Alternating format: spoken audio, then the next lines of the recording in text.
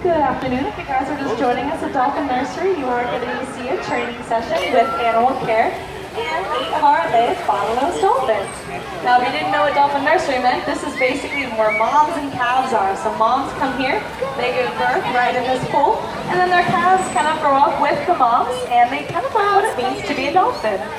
Now, one of the most unique things about training these animals is they don't first learn a lot of these behaviors from these lovely animal care staff members. The calves learn a lot of these behaviors from their mom. They learn by observation, just like you and I do.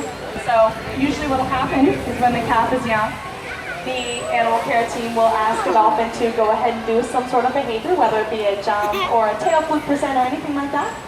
And then the calves will try and mimic that. Mimicry is a big deal when it comes to dolphins. It shows how smart they are. And that's usually how they learn. So then after, once they're starting to learn those basics from their moms, then animal care will step in and they'll kind of work from there. If you guys look over here, you could see over to your right-hand side, there's some of our calves doing little bows. Oh, I hate this. These are 2 of our moms doing tail walks. They're very athletic animals. Their body is very streamlined for speed. That tail that you're seeing, that muscle is called the peduncle. It's one of my favorite words, peduncle. And at the base of that peduncle is 2 tail flukes. One of those lobes is called a fluke, so 2 flukes together makes that nice shape, and that helps them vault out of the water. Now, believe it or not, the upstroke, not the downstroke, is what gets them that nice air. So that speed all comes from the upstroke, so that's how they get that speed for you.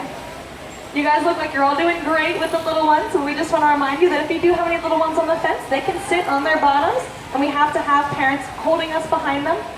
Like I said before, these dolphins can send a lot of that salt water over the wall, so you are really in a 24-hour splash zone. We just want to make sure that if any water does come over that fence, no little ones are jerking back and falling off the fence, because it's a pretty long fall. So you can see some of our calves doing some different behaviors. They have small behaviors and they have big behaviors. We have lots of different reasons for training lots of different behaviors. You saw some of those bows earlier, those basic jumps. Those are for energy and mental stimulation. There are other behaviors that are much smaller and a lot harder to see, but they're just as important. We have what's called husbandry behaviors. So these dolphins are all trained to roll along on their backside and present those tail flukes that I was talking about, and we can actually voluntarily draw blood from these animals. So that's one of the many things that we have in our preventative health care utility belt to make sure these animals stay nice and healthy.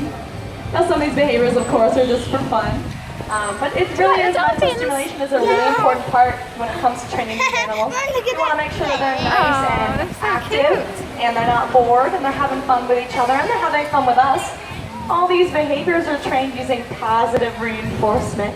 Now what that means is when an animal does something that they like, you might be hearing a whistle bridge. This animal care team right over here, she's got that whistle in her mouth. And that basically is a message to the dolphins once they do a behavior to say, hey, thank you so much for doing that behavior. Those are some dolphin vocalizations for you guys. But that whistle bridge basically just states, hey, you did exactly what I asked. Please come back to me for some kind of reinforcement. Now right now it looks like they're giving out mostly fish, but these dolphins can also enjoy ice. They can also enjoy toys, even jello. So there's lots of different ways that we can reinforce these animals. Now if an animal does something that we don't like, let's say we ask them to do a bow and they spin instead, all we do is we simply ignore that behavior. We hang out, and then we kind of act as boring as possible. We don't ever punish these animals, and we just want to look a little bit bored, and then they're going to figure out, oh, maybe that wasn't what they wanted. Then we'll ask again, and if they do it correctly, then they get lots of reinforcement. So that's the basics of all of our training. So for those of you folks that were just joining us, we just finished up a training session with our Atlantic bottlenose dolphins. These are 4 moms and 4 calves. If you have any questions about anything to do with these animals, feel free to stick a hand up and I'll answer you guys in just a sec. Like I said before, my name is Kaya. I'm with the Education and Conservation team. And the folks that you just saw across the room are part of animal care. They take care of our marine mammals, except for dolphin code. If you have any questions, feel free to ask. And I hope you guys enjoy your stay at Dolphin Nursery and the rest of your day here at Seaworld. Oh, that's so cute. Are you have skin hugs? Yeah, they're eating.